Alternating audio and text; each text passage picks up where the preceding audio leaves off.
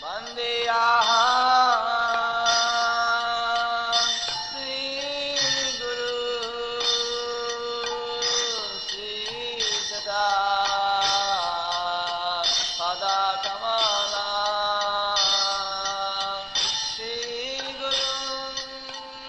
following is a class given by His Holiness Jayapataka Swami on April 14th, 1996 in Denmark.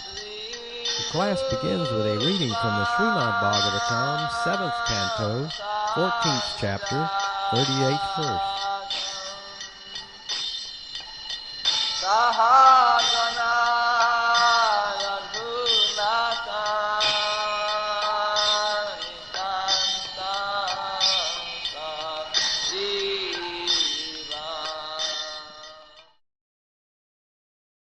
O King Yudhishthira, the Super Soul in every body gives intelligence to the individual soul according to his capacity for understanding. Therefore, the Super Soul is the chief within the body.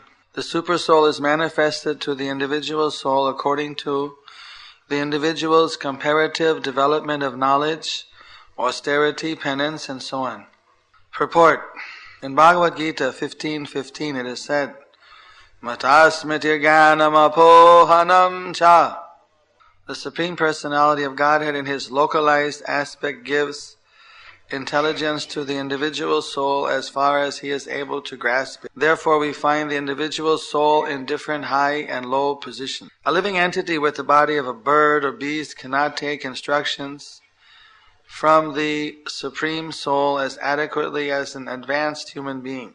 Thus there are gradations of bodily forms. In human society, the perfect Brahmana is supposed to be the most advanced in spiritual consciousness.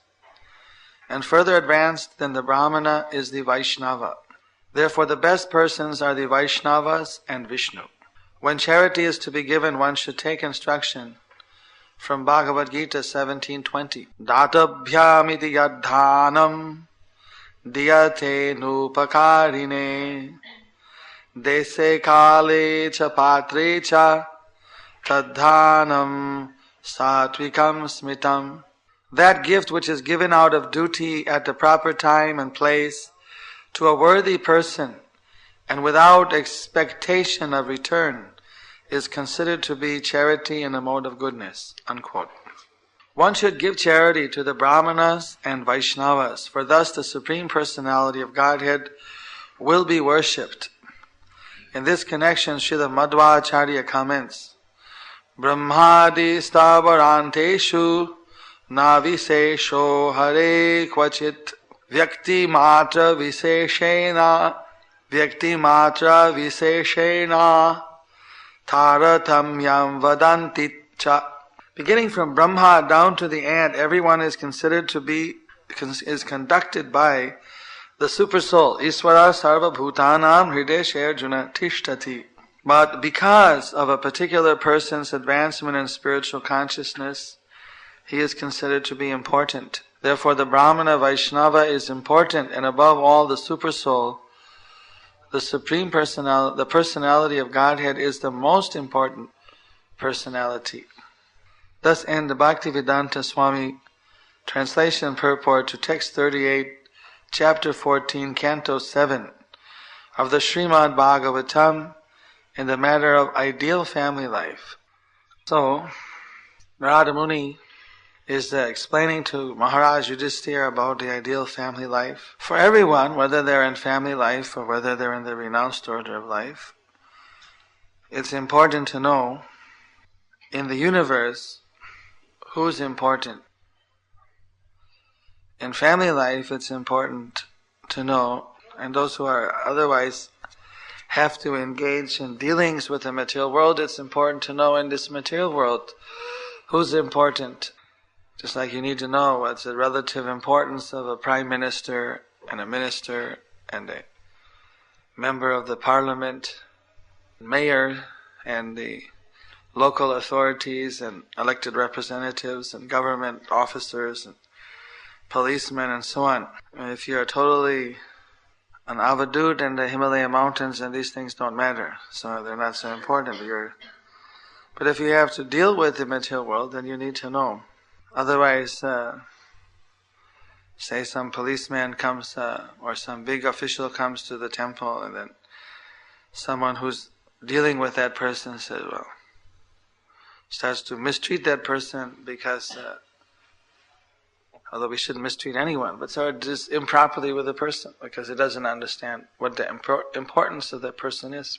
So when we deal with the material nature, we need to know the relative importance of things in the material world. Similarly, we need to know in spiritual nomenclature what is the importance of different personalities.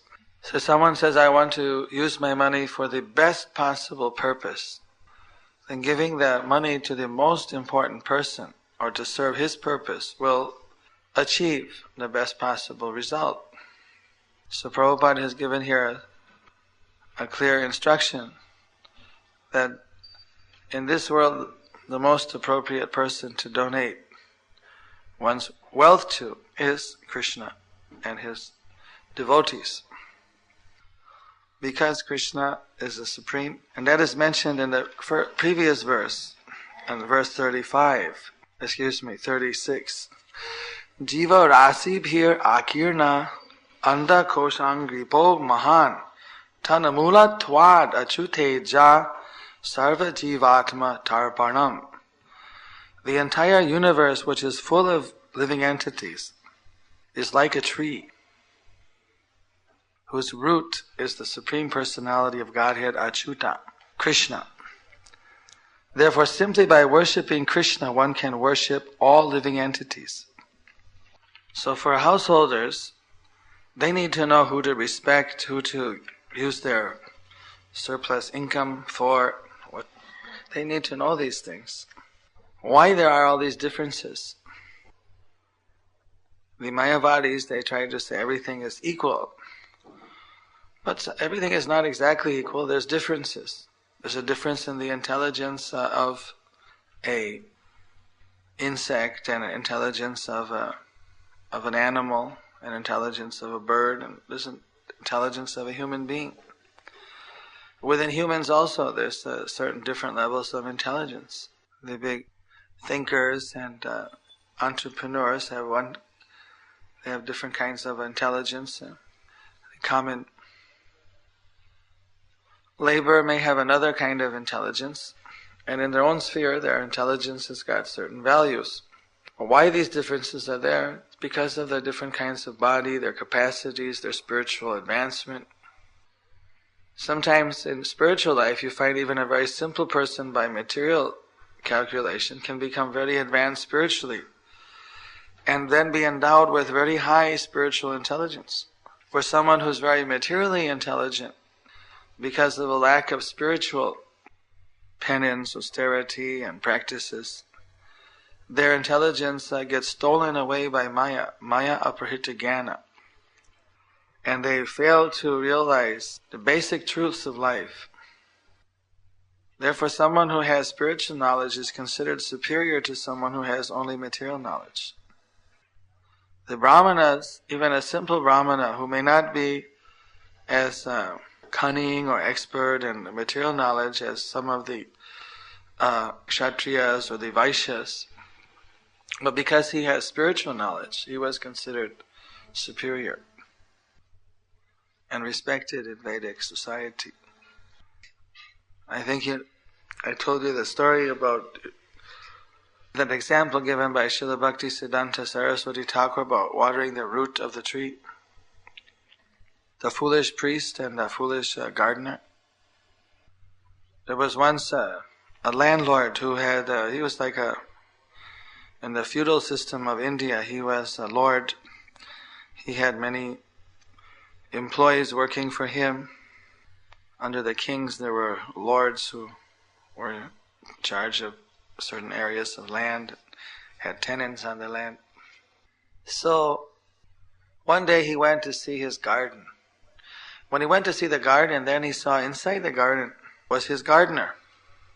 And as soon as the gardener saw his boss came, he would really show off that he was doing a good job. So he put a ladder by the side of the tree, and he climbed up on the ladder, and he proceeded in taking the watering can and watering all the leaves and fruits of the tree. So the landlord was saying, what are you doing?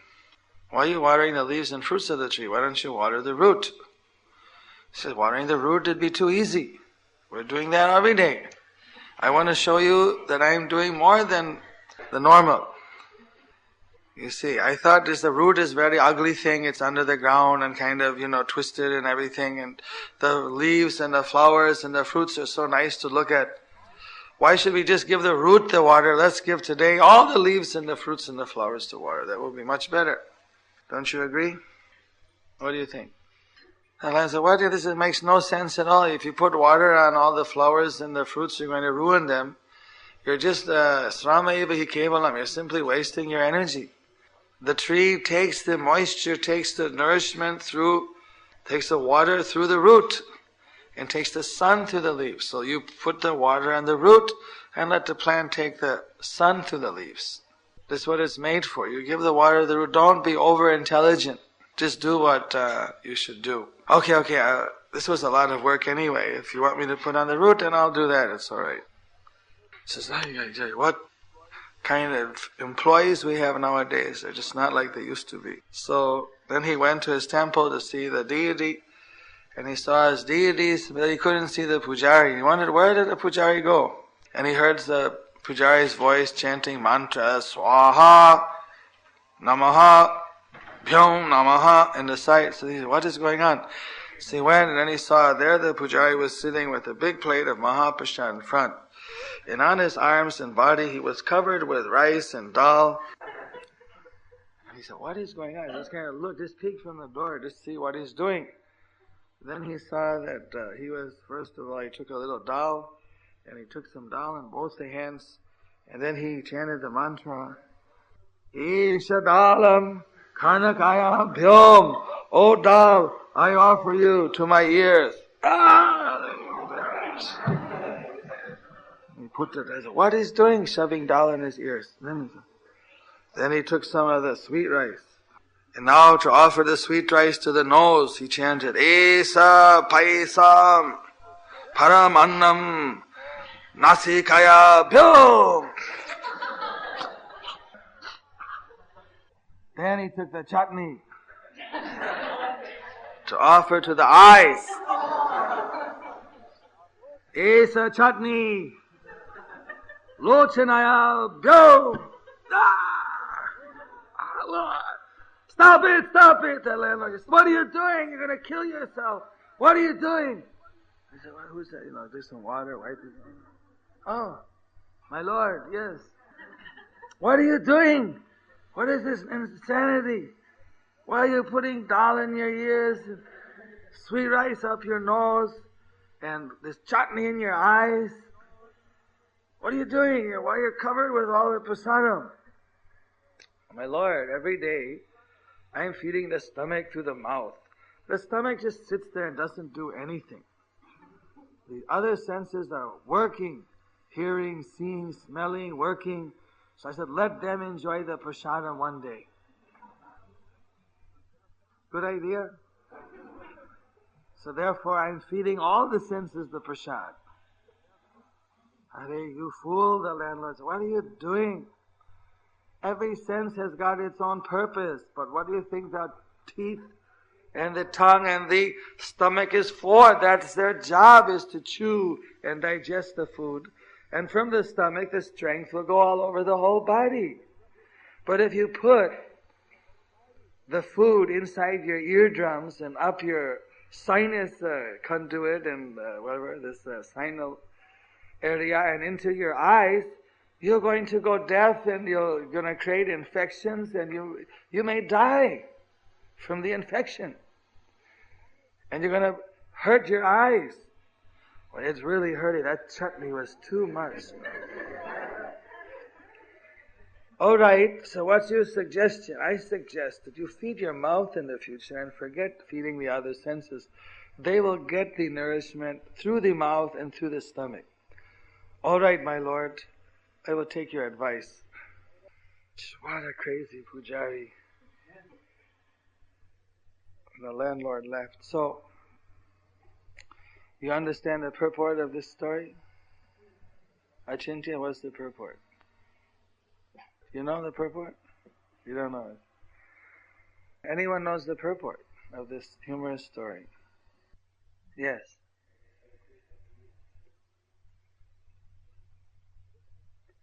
When we serve Krishna. Why is that? What is Krishna like in this analogy? The root of the tree. Very good. And in the body, it's like feeding the ears? The nose? What? The stomach. Ah.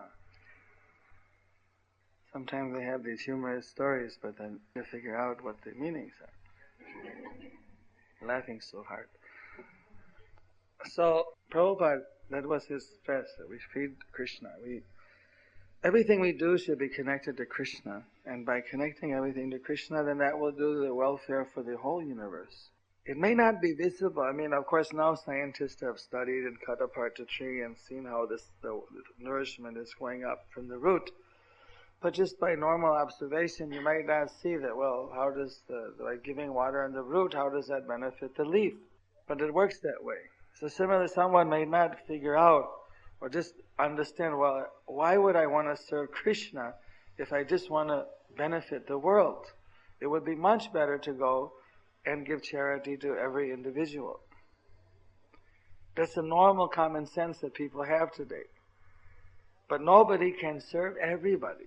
There's so many suffering people, poor people, people in difficulty in the world. How can anybody serve every single person? So you have to choose, okay, well, I'll serve these people. Let me serve the homeless or the foodless or the people who are having this kind of disease. Let me give my money to the paraplegic so they pick out a particular area to give. So they're selective. But actually, we should give to the root of the tree. Things should be done in such a way that Krishna is served. And that way, everybody receives the benefit. How they receive the benefit is one of the mysteries. It's like the mystery of nature, how you put water in the root, it comes up. But it does that. If you serve Krishna, everyone benefits.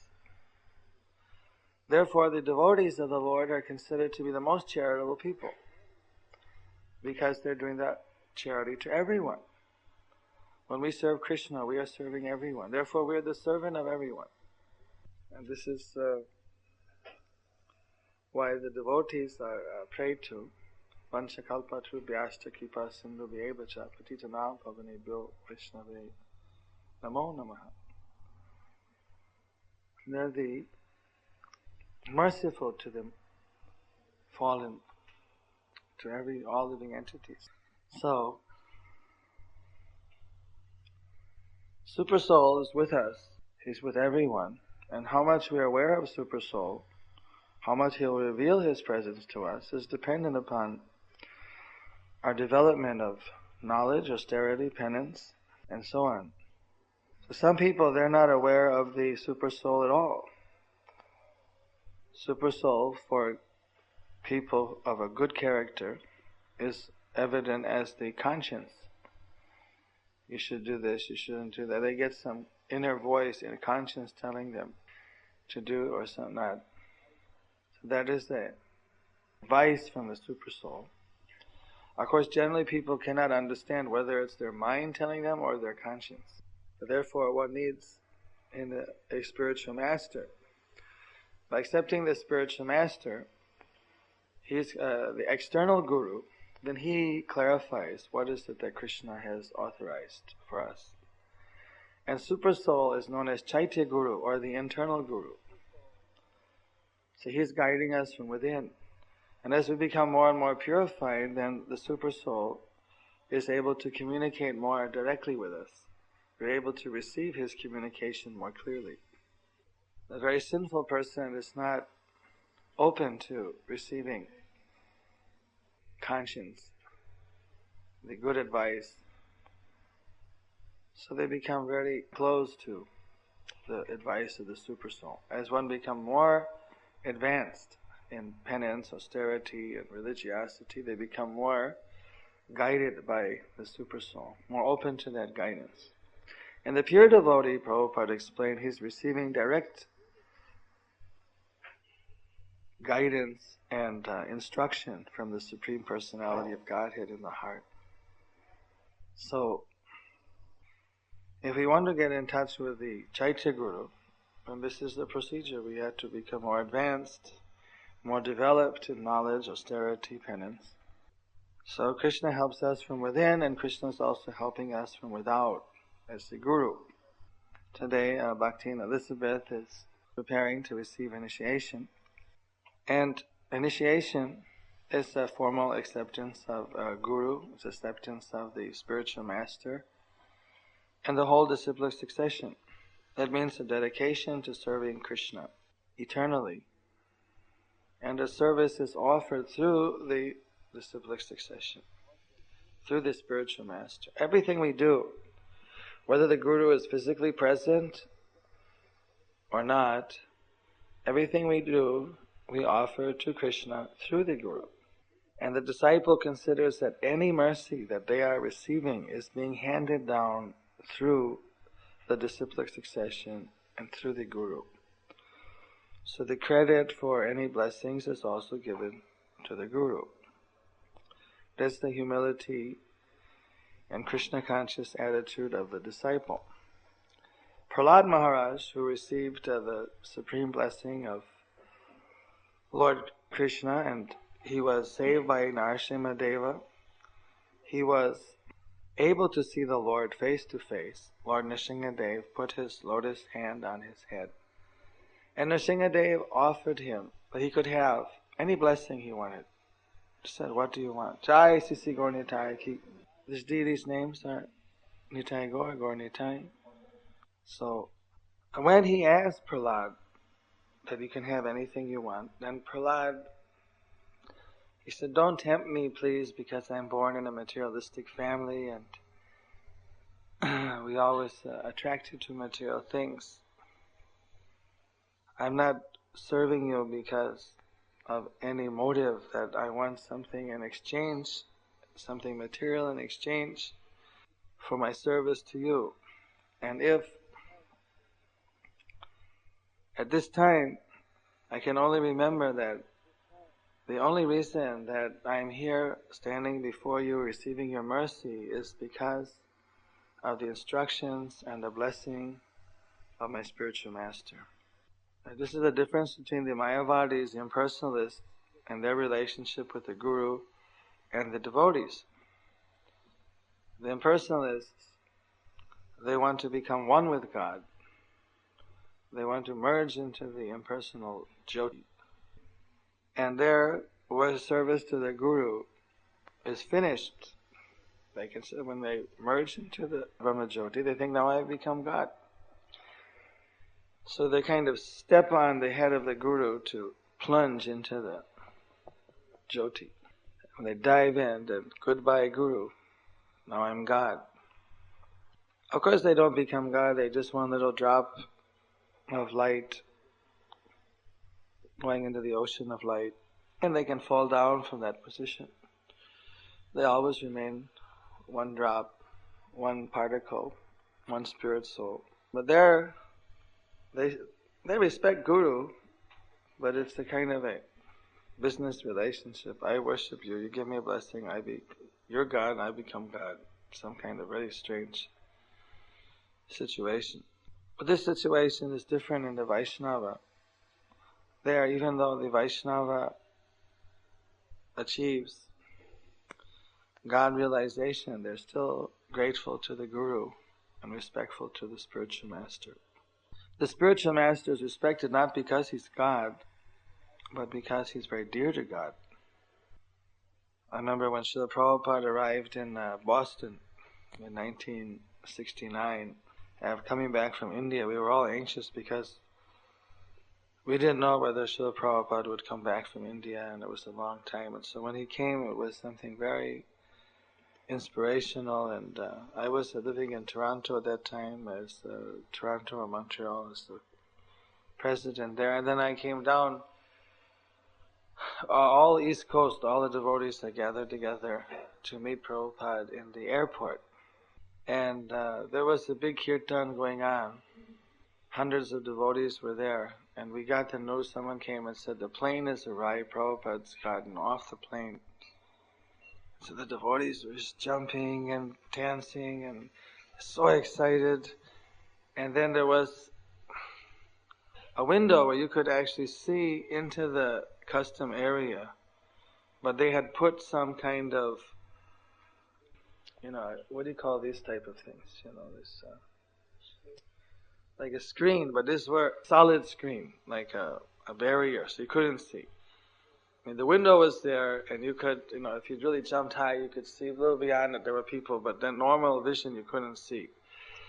But so the screens were about, screen panels were maybe 6 feet high. So the kirtan was going on. All of a sudden, Prabhupada lifted his hand above the screen, so you could see his bead bag, and immediately everyone knew it was like Prabhupada, and it is jumping. And one devotee somehow, I don't know, he hit himself or someone hit him with a kartal on the eye, and the blood was pouring down. But he was just so ecstatic, he's jumping, and then the newspaper is seeing this person jumping up, bleeding. So that's when they take the shot, right? That's they always go like the fly goes for the cut. But even they were impressed. They were saying like, wow, I mean, he must have been in some supernatural state, because he's bleeding and he's completely happy and blissful. And doesn't even aware that he's cut. And so the kirtan was going on. And finally Prabhupada came down, out from the custom. Of course, now we try to be more sedate and things in the airports. And those days they weren't prepared for us either. And all of a sudden, all the devotees just hit the deck, just paid their obeisances. So here in the distance were all the kind of other passengers, and then the television was there and everyone. And then they sing like everybody paying their obeisances. And then it's pretty much for the, average person in the Western world. You see so many people bowing down to somebody. And then everybody had come with a garland. All the hundreds of devotees, everyone had a garland. So they did a Guru Puja right in the airport. And they're offering the Guru Puja. And everybody came out. It was like a Vyas Puja. There was so much spontaneous offerings. And they came and offered garlands. So the garland were coming, piling up to Prabhupada's eyes. He couldn't see them. He would take off a pile, and then they'd come up, build up. Everyone would be offering garland, take off more. And the garlands were piling up. And the newspapers, and they were like, what is going on here? What does this mean? And Prabhupada must have sensed that they were possibly being confused about why everybody's offering so much worship to another person. So when finally all the reception and pujas were over and everyone was sitting down, and then he gave the class, I used to remember that the Guru is respected because he's the representative of God. Because he's the representative of the Lord, therefore he's offered all kinds of respect. The Guru always considers himself to be a humble servitor in spite of all the respect that's offered.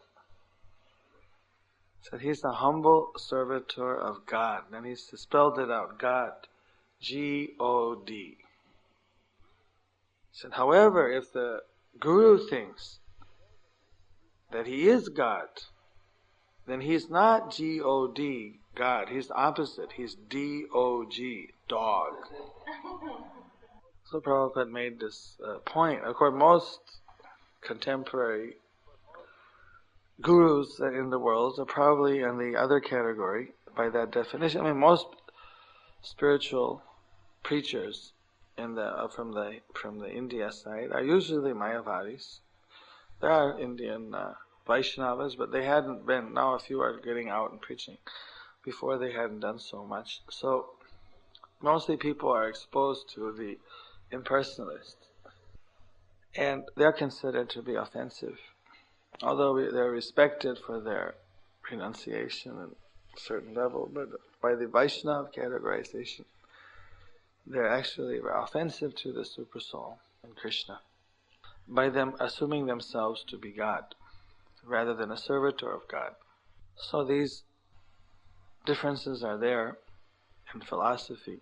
In the Vedas it says that a Vaishnava can be a guru, and a non-Vaishnava should not be a guru. Avaishnava guru na syat, Vaishnava swapacha guru. A non-Vaishnava cannot be a guru, a bona fide guru. And a person, even if he's born from a substandard background, but if he's a pure Vaishnava, he should be accepted as a guru. He can be accepted as a bona fide guru. So, all these advices are given, these lessons are given in the Vedas. So these things are being taught here to King Yudhisthira. Next verse is explaining how disrespectful dealings began in Treta Yuga. So gradually deity worship was introduced. Worshipping. Satya Yuga, people respected everyone. They know Super Soul is in everyone's heart. They respect everyone. Right now in Kali Yuga, there's so much disrespect. We make all the difference. Instead of seeing everybody as having Super Soul in the heart, everyone is a part of God, we should respect all living entities. They make the differentiation that we're humans, we can eat animals. There's no need of eating animals, there's enough vegetable food, even animal products like milk, if it's produced from cows that are fed normal vegetarian food, is quite healthy and safe to drink.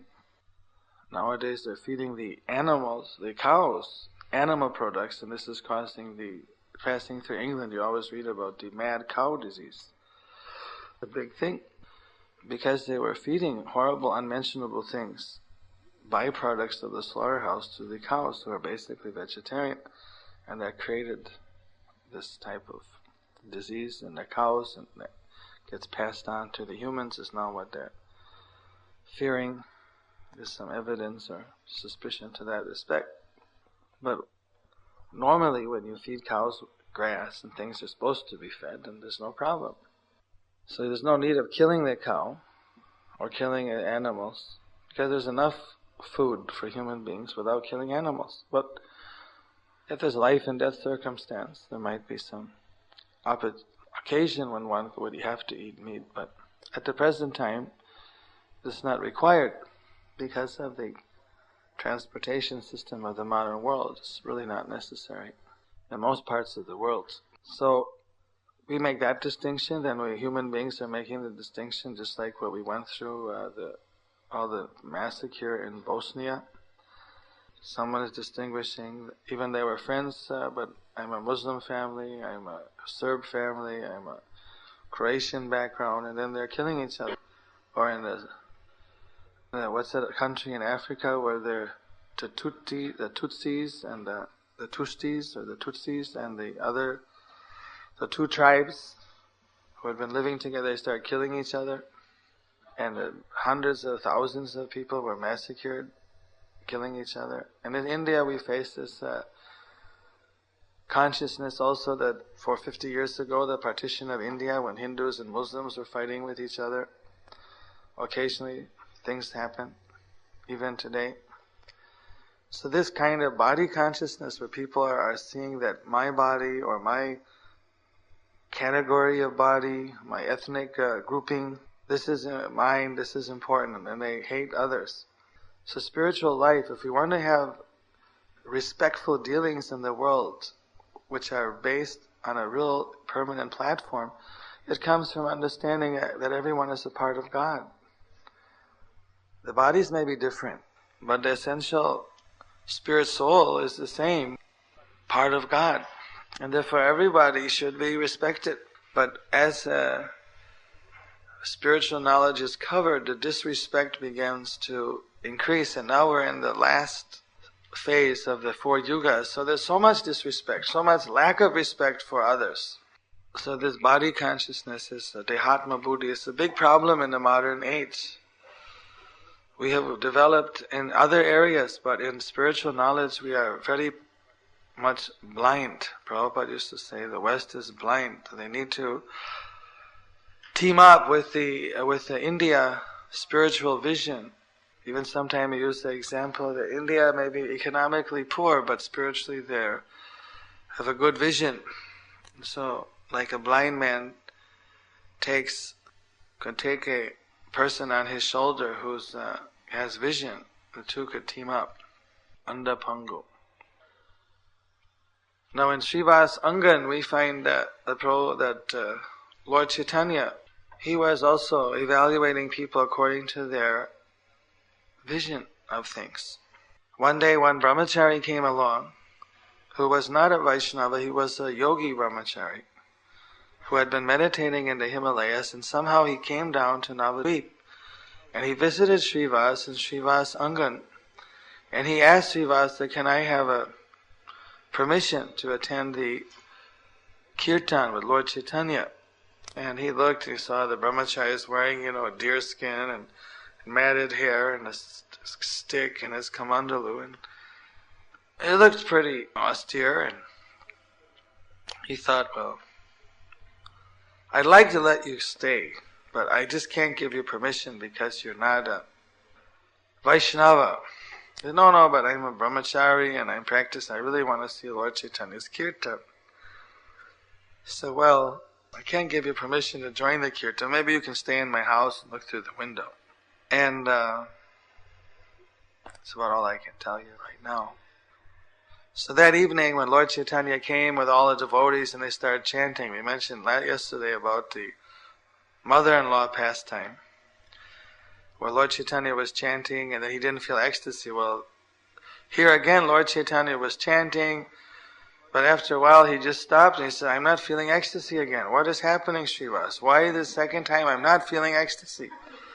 A few months ago this thing happened. Now why is it happening again? So this time Srivas immediately suspected, well, the only time this happens is when some nam-devotees peeking on Lord Chaitanya. And I told the brahmachari he could peek from the window. So he said, well, I think there's a brahmachari in my house and he's looking at the kirtan. It's a brahmachari. Yeah, he was a yogi brahmachari. Bring him here. So they bring out, here comes the little young yogi with his kamandalu and his stick and the deerskin and matted hair. And he comes out, doesn't bow down to Lord Chaitanya, just kind of comes out and stands there. Yes. And then Lord Chaitanya asks him, so, who are you? He says, I'm a yogi, a brahmachari. What's your purpose in life? What do you do? I'm trying to realize absolute truth. So what are you doing here in Navadvip? I didn't really have a good answer for that. He said, you're supposed to be you think you're very spiritually advanced, you're a very powerful yogi. The yogis belong in the Himalayas meditating in a solitary place, in the forest. You're coming here to the big city, it's not going to help your yoga practice. Actually, you're very proud. You think you're very renounced. But although these devotees are living here in the city and most of them are householders, they are much more spiritually advanced than you are because they have dedicated everything to the Supreme Personality of Godhead. Although they are physically possessing so many things, they don't possess anything because everything they're offering to the service of Krishna. Well, you are carrying your false ego with you. Therefore, you're not qualified to be in this kirtan. I'm very sorry, but you cannot stay here. Show him the door. And he was taken out, shown the door. And then the kirtan started again. Hare Krishna, Hare Krishna, Krishna Krishna, Hare Hare, Hare Rama, Hare Rama, Rama Rama, Hare Hare, Hare Krishna, Hare Krishna, Krishna Krishna, Hare Hare, Hare Rama, Hare Rama, Rama Rama, Hare Hare. And the young yogi was sitting outside and he was hearing the kirtan. And I said, wow, I really got chastised by Lord Gauranga. But what he said was true. It's very boring sitting in the forest. I came here in the city, people respect me and get some donation or something. But surely it was my false ego that caused me to come. Those devotees, I could see when they were chanting, they were completely absorbed in the chanting. They weren't thinking about anything. I'm trying to meditate, my mind goes here and there. Very difficult. Actually, I was totally unqualified. It's true. I was completely unqualified. What I can't understand is, how is it that Lord Chaitanya was so merciful? He knows everything. He knew I was there. Why did he let me even see that kirtan I could see for 15 minutes, half an hour. He let me see the kirtan. I'm so unqualified, but he was so merciful. He allowed me to see the kirtan. And he just started crying, feeling himself so blessed by the Lord. And he allowed him even to see the kirtan, although he was so unqualified. Hare Krishna, Krishna Krishna, Hare Hare, Hare Ram, Ram Ram, Hare Hare. Hare Krishna, Krishna Krishna, Hare Hare, Hare Ram, Ram Ram. So then Lord Chaitanya stopped the kirtan. I was stopped. So what's wrong now? Where is that yogi? No, he's outside. I'll go get him. Now he can come and join the kirtan. Now he's ready. They went out, and there he was out there crying. And they brought him in, and Lord Chaitanya immediately bowed down to Lord Chaitanya this time. And Lord Chaitanya said, now you have understood. Now you can join the kirtan. Itai go Sitana Premanandi Hari Hari Bo. So Lord Chaitanya, he is come as devotee, but Super Soul is his expansion. He knows what everyone is thinking. We can never hide anything from Lord Chaitanya. And if we approach him in a very humble way, then he's very kind and he wants to give his mercy. But if we approach him very proudly that we don't want to, we're thinking we're very qualified, then he's been instructed by Advaita Acharya not to give mercy to such people easily. So we are to approach him in a very humble way, and then we can get his mercy. Sisinitai Gaura Ki. Any questions? It's regarding going back to the example of the root and the tree we were discussing before. I'm sure there's a lot of nice devotees who are offering nice worshipping to the roots of Krishna. So I wonder why there's still so many people suffering in the world. Does that mean that the service is not done in the proper way, or there's some mistake on our part? Krishna is not satisfied. Well, what percentage of devotees are offering worship to the root, and what percentage of people in the world are still not doing that, still doing the sinful activities? At the present time, I think that the number of people worshipping the root is very much less, a small percentage. But because there are people worshipping the root, therefore things are not so bad. You think things are bad now. Peek ahead in what happens in the end of Kali Yuga when things get really bad, when everybody stops worshipping the root, how things degenerate. Right now, because people have stopped worshipping the Lord. People in the West, the percentage of people going to church is down, according to the statistics. Maybe there's a few more Hare Krishna devotees starting to worship, and we like to increase that number. But in general, religion is in many places is going down. I think in some places it's going up also. I don't know all the national statistics, but I heard many of the organized religions are complaining that their attendance is going down. The priests, shortage of priests in the West in many of the countries. In fact, they're importing priests from India and from other places to serve in some of the Western places. So there's not a high point right now in spirituality in the world. There's a degeneration. And even with the seasons are becoming disrupted to some extent. Of course, there's a lot of imbalances in the world. If we increase the worship, but things are not all that bad. You do get rain, you do get sun. It says as Kali Yuga progresses after the end of the golden age of Lord Chaitanya, things get so bad that people cut down. Now people are becoming a little conscious about nature, which is at least a step in the right direction, that we're destroying nature, cutting down so many trees and imbalances and polluting the ecology. It's like a step in the right direction. By these type of imbalances, so many disturbances are created. Now, if you respect the laws of Krishna, then we're not supposed to cut down trees for unnecessarily.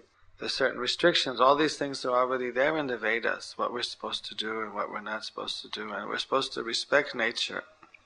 We're not supposed to kill animals unnecessarily. So all these kind of disturbances that we're facing in the world, you can trace them back to not following the instruction of Krishna.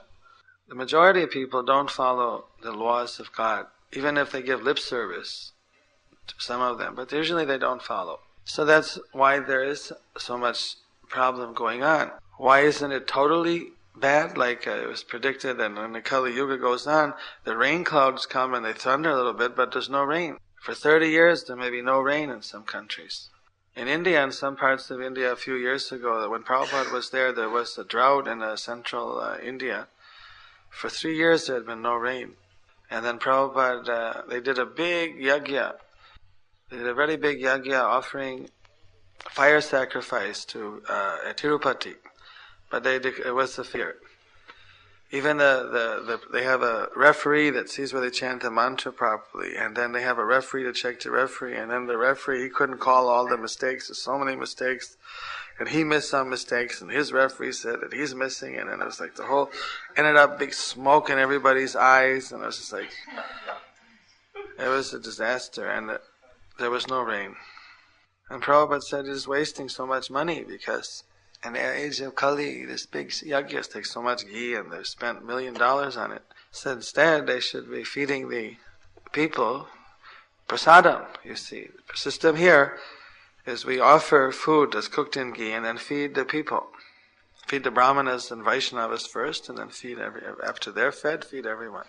And we have small fire, you see, it's very small. A few drops of ghee, not 1,000 kundas. Then Prabhupada, he organized a fire sacrifice in Hyderabad. Not a fire sacrifice, he ordered a Harinam sacrifice, And he said, we'll chant the Harinam, and this will bring rain. And we started chanting Hare Krishna, and it started raining.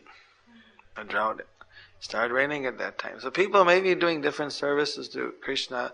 Some little result is coming, but if you want to get the full result in the age of Kali, we should worship Krishna the way he wants to be worshipped in this age, and that's by chanting his holy names.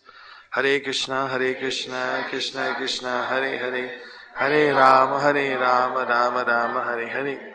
More and more people chant, you'll find that things will improve much more. During the time of Parikshit Maharaj, he had the whole kingdom chanting, and it said there wasn't these disturbances. That even Kali, he couldn't find it. He was offered a place you can go where there's slaughterhouses and where there's prostitution and gambling and there's killing of animals. What's the other one? And intoxication. He said these places don't exist in your kingdom. This is like telling me I can live in some of these places, but they don't exist. Your kingdom, because everybody's chanting the names of God, people aren't even interested in those things. There, you had a situation, and at that point, the people were not having these kind of problems that we're facing today. But the majority of people, then it was so rampant Krishna consciousness that Kali couldn't even get a foothold. He said, there's no place for me. I can't even get a place. There's no place where these things are going on. Now, do we have that situation today? We're just trying to get a foothold for Krishna consciousness, right? In some countries, it's like the governments are trying to ban us, and like in some bhaktas here from Armenia. Wasn't Armenia that they came and hit the devotees, and one devotee was all bloody and everything, and many devotees, and so even the governments are not protecting us in many places. Although some people are doing religious activity. That's why there's some rain and there's some things that are going on. There's a mix. There's good and there's bad.